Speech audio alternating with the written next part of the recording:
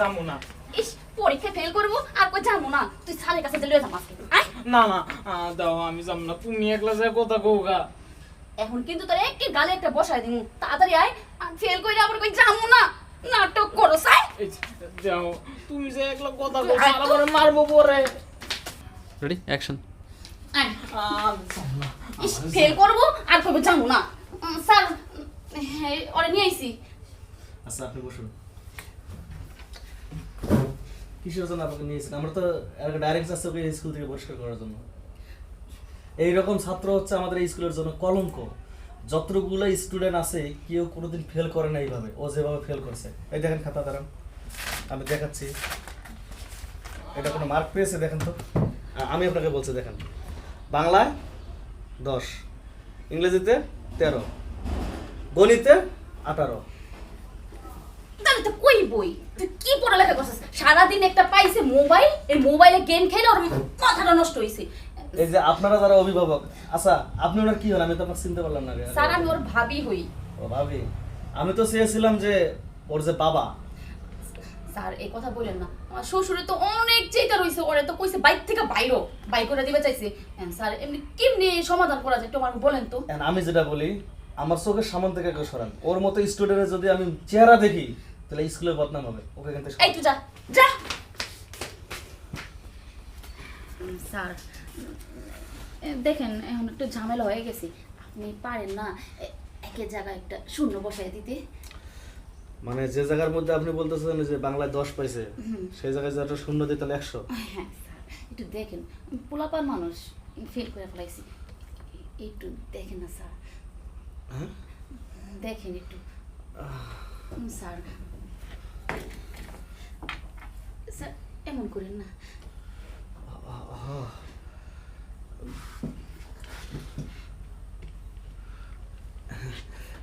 আসলে কি, নারীরা হচ্ছে অবলা, আর নারীর কথা যদি না শুনি তাহলে নিজেকে একটা পাষাণ পাষাণ পাষাণ মনে হয়। স্যার এখন তো একটা ভুল করেই ফেলাইছে, এখন যদি আপনি চান তাহলে আমাকে আপনার খুশি করার জন্য আমার যা করা লাগে আমি তাই করবো।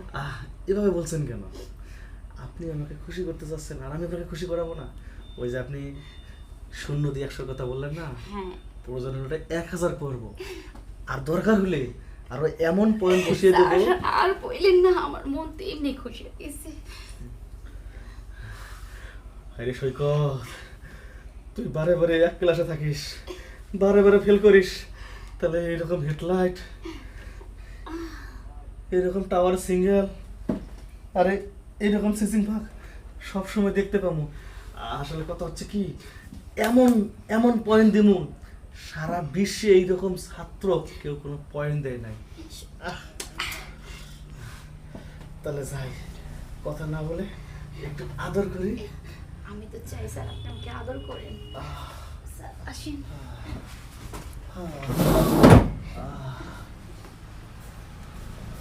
কি সুন্দর। স্যার একটু একটু একটু বসে বসে। স্যার একটা কথা। একটা কেন, আপনি 1000টা বলুন। এখন থেকে যদি কোনো সমস্যা হয় আপনি দেখেন, আমি আপনাকে দেখবো। এভাবে কি বলা লাগে? আপনি যদি না বলেন তাও তো আমি দেখবো। ওই যে নৈতিক দায়িত্ব। তাছাড়া যেরকম জিনিস, এইরকম জিনিস এটা ফিনিশ করতে গেলে তো ওই রকম ছাত্রের মনে করেন পয়েন্ট দিতেই হবে। এমন কোনো সমস্যা যেন হইব না তো? এখন আমি যা বলি শোনেন, তাহলে সমস্যা হবে না। এখন ওরে বলবেন বাবা তুই 2 মিনিট কে 2 ঘন্টা মোবাইল টেপে দেওয়ার কোনো সমস্যা নাই, কারণ ওই যে আমি পয়েন্ট দেওয়ার লেগে তো আছি। ঠিক আছে স্যার, এখন তো তাহলে আমি চলে যাই বাড়িতে। আচ্ছা যাবেনি তো, মাঝে মধ্যে কথা না বললে ভালো লাগবে। ওটা নাম্বারটা দিয়ে দিই, 016050427। ঠিক আছে ঠিক আছে স্যার, আচ্ছা। ফোন দিলে ফোনটা ধরেন। আবার জিজ্ঞাসা, আর ফোন দেওয়া লাগবে না, খালি একটা মিস কল দিয়েন। ঠিক আছে যাই। হ্যাঁ শুনেন, যাই বলতে নাই, বলতে হবে আসি। স্যার তাহলে আসি। হ্যাঁ, আর ওই যে আপনার দেবর, তাকে বলবে লেখাপড়ার দরকার নেই, আমি তো আছি। ঠিক আছে ওই তো যদি শুনে পয়েন্টের কথা, ওই তো খুশি তো আত্মহার হয়ে যাইব, ওই তো আর বুঝবো না যে কি এতে কি হয়ে গেছে। যাই। ঠিক আছে, বাই বাই।